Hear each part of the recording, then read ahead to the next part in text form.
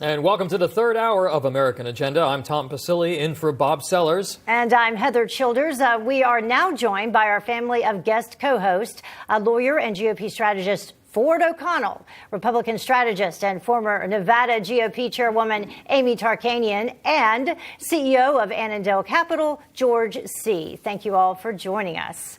Well, we're going to begin with this topic. We were just discussing with Vernon Jones, activists like Black Lives Matter, they are up in arms over Georgia's new common sense voting laws that will crack down on voting irregularities. Now, here are some of the changes. Voter ID for absentee ballots, expanding in-person early voting, securing ballot drop boxes, and ending portable poll sites.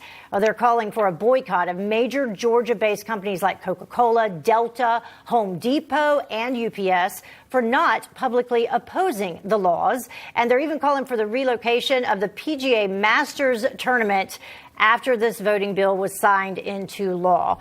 Ford, I will start with you. I think there are like four majors in golf, and the Masters is the only one that's held in the same place every year, which is Augusta, Georgia. So if you move it, it's not going to be the Masters, and it doesn't make a whole lot of sense anyway, because these events bring in a lot of money to this state.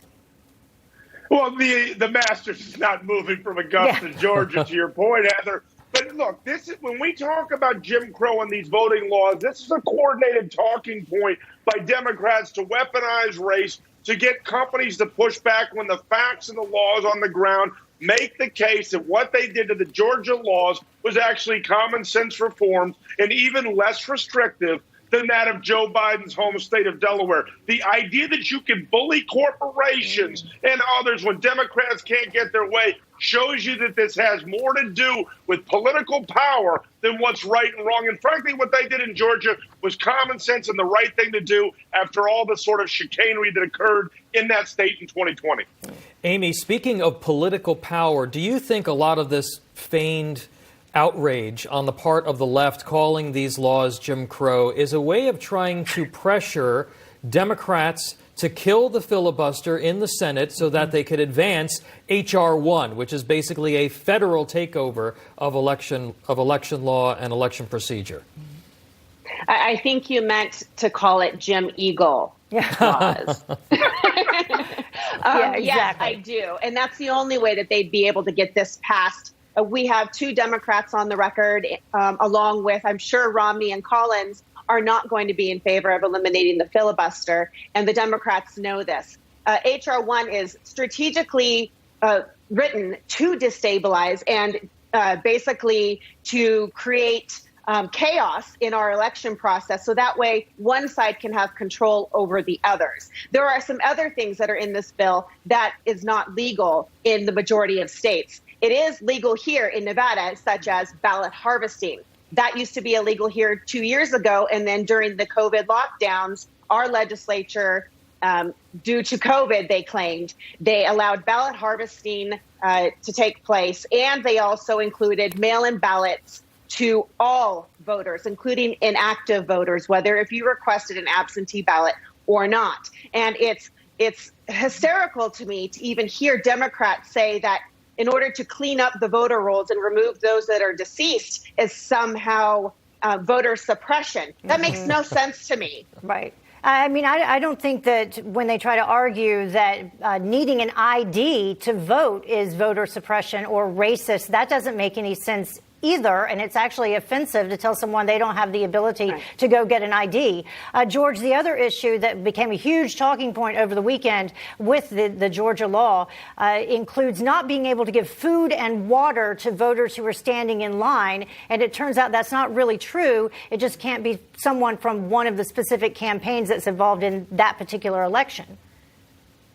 Well, if they're going to move the Masters, the next thing I want to see them move is the Rock of Gibraltar after that, because the Masters is going nowhere. And, the tragedy of this for me is that the words racist and racism and bigot and bigotry should be very serious, dark words that are used in very ominous, serious situations.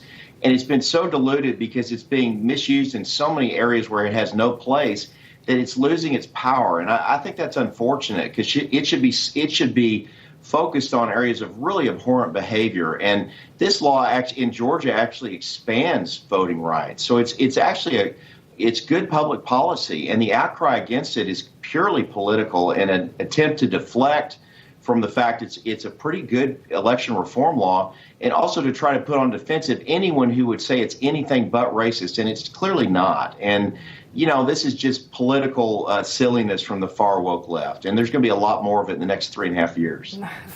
Ford, he says with a smile.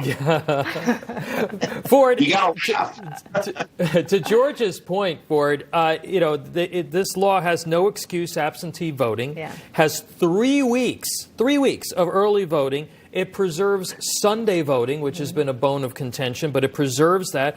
The polls can provide water, and there's a process to review polling wait times so that there's a constant effort to improve the system. How much easier do we need to make it for people to vote before the left is going to be happy? They're never going to be happy, Tom. This is all about minimizing fraud and maximizing accessibility. That's what they did in Georgia.